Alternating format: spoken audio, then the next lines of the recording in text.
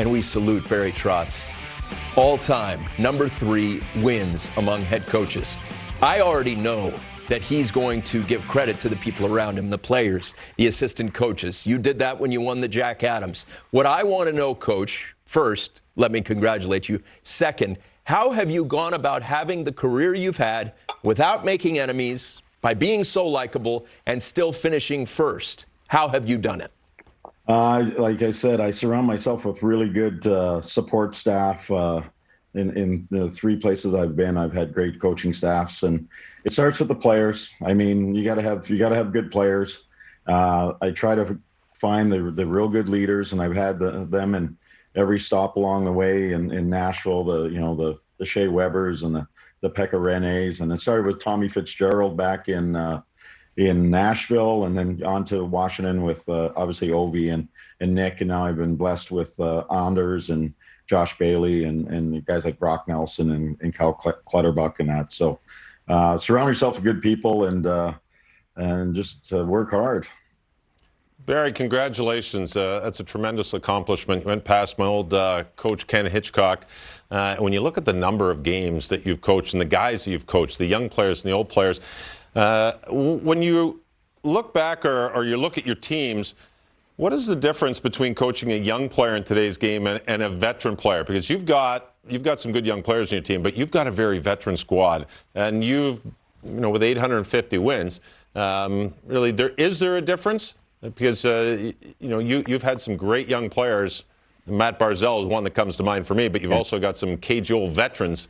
How do you handle the young and the old? Well, I think it's, just like the times have changed. Back in '98, I think coaching was a little bit different, and then it's sort of evolved to the players are so informed now, obviously through social media, through you guys and the skills coaches, all the things that allow them to do their research and they're keen and they're so the game has just evolved. So I think just being adaptable and understanding that times change a little bit, and you have to try sort of change with it. But I think the one thing that hasn't ever changed is that I always believe that I'm in a partnership with a player. I just want them to play to their ceiling, whatever that ceiling is. Play to your ceiling and be the best person, the best possible product that you can be of yourself, and try to live with that. And then look at your team from I think we've been a high-flying team. We've been a defensive team. We've been a, very physical team. We've been a fast team. I try to adapt to the personnel. I think, I've done that with our coaching staff as well. And to me, I'm in a partnership. That's the way I look at it. I'm very blessed, and I've had some good people. One of the things in this game is, you need good people and GMs. And, David Poyle took a chance on a young rookie coach of the expansion team in a non-traditional market, so he went against all the odds, and David stuck with me through thick and thin, and I think I became a better coach because of that. I wasn't always trying to coach save my job. As a young coach, you do that. You hope to stay in the league, and honestly, I tell this all the time. I just want to get through that first year when I started coaching, just make it through the whole year without getting fired, and lo and behold, I've been around for a while. Coach Trotz, proud Islander of Lombard Parish. How are you? Very good, thank you. Congratulations. And what I'd like to hear about it, you've got stars like Matthew Barzal, you got Anders Lee, Brock Nelson, Jordan Eberle, you've got Bailey, all these guys up front, and yet you give your fourth line the title of your identity line. How is it that they've earned this on and off the ice? Well, they've done it. This game, people always, we keep looking towards the skill and all that. The game is about the skill and speed. The guys are faster than they ever have been. They're more skilled. But to me, it's become more of a workman type game. The guys get up and down the ice as quick as they do. If you want to win in this league, you got to be able to check. You got to be able to play a 200-foot game. And, with guys like, Matthew and Brock and Anders and all that, I think the team identity comes from, we're on the island. They've won 4 cups. They've had a dynasty, and there's the edge to them. And with Casey, Cal, and Marty, the identity line, I think they bring all the attributes that hockey is known for. That they play to win every game, and they bring an element that is sort of fading out, I guess, in the league.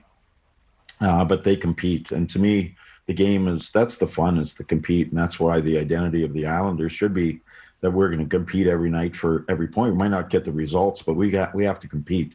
That's a skill as much as it is stick handling and scoring goals. I think another part of your formula is that you're able to connect with your players on a personal level. I think about what I saw from you in person in Nashville at the All-Star game when you lit up talking about best buddies and Nolan, your son, whether it is players on the ice or fans or people off the ice. There's something about Barry Trotz that wants to just get in amongst the people and connect. Where does that come from? I think it comes from my family. I'm a small town Dauphin, Manitoba boy. And I had connections. I went to school in Notre Dame, and just the journey that I had as a young man, I think, is just sort of formed that. And the friends that I keep, I think that's something that's very important. I think for players too, it's having a balance. We want them to be very focused and be professional, but at the same time, you have to have balance in your life. You find out what's really important. I think that what I found out as I've gotten older and older, what's really important in life and what you can control. And I know as a young guy, I worried about controlling, 100 different people. And what I've learned is that you can only control what you can control. But, if you get the right people and you're able to sell what you're selling or convince them that you're doing the right thing for them, they will lead the other guys. And that's what you want. You want your teams to be led by your veteran players. And I've been very fortunate. I mean, I look back at around the league, some of these players I've had the pleasure of coaching, and I look at their leadership, how they've grown over the years as maybe young first round picks or second round picks, and coming in as a 19-year-old, and now some guys are 35, 36. We have a general manager who was one of my best captains I ever had, in Tom Fitzgerald. Those are the things that I really take a lot of pleasure in, is that former players coming back and coaching and just want to give you a phone call and asking you about things, just the same way as a young coach that I leaned on, the Claire Drakes and even Hitch, a lot of those George Kingston and those type of people. Wayne Fleming was a mentor for me. So all those guys in Canada West hockey way back when, I really took to that, and I went to the Roger Nielsen clinics like everybody else, and studied the game and just stayed with it. And fortunately, I worked for some great general managers and over the years, and I've had a few years under my belt now. Barry, you bring back a lot of memories for me with all those names, especially the old coaches in the Roger Nielsen coaching clinic. I was at that one way back when, years ago.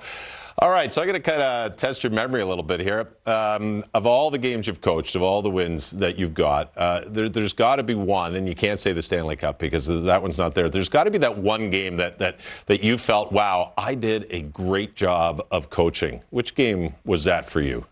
Wow, that's tough. I would probably say there was a game, and I can't remember the year. I know we were on a real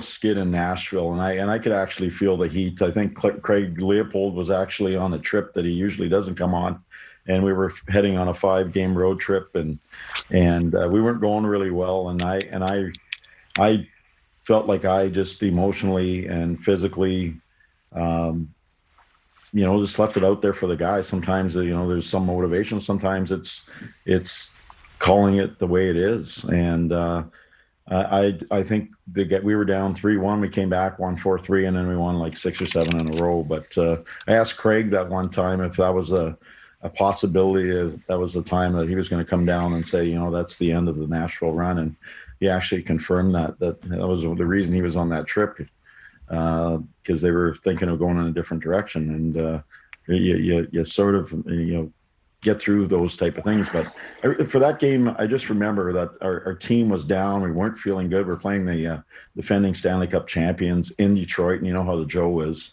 and down after 2 periods, and made a couple adjustments and hopefully got guys motivated enough that they didn't want to see a change. So from that standpoint, that was one to come to mind. But my favorite game is the first one that you step on the bench. It wasn't good enough as a player, so had to make it as a coach, and just making it, stepping on that bench the first time in Nashville. That's the one that you'll always remember. And obviously any Stanley Cups that you win, you'll remember those. But to me, the whole game has been relationships. The relationships that I've had with my staffs, the management, the parking lot people, the ushers, all those people that are all a part of the game, and the players. That to me is what life's about, is relationships.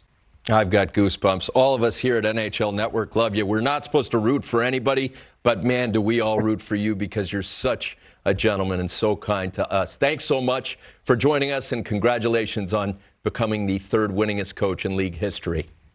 Thank you. I appreciate it, guys. I watch you all the time, so keep up the good work. Thanks so much.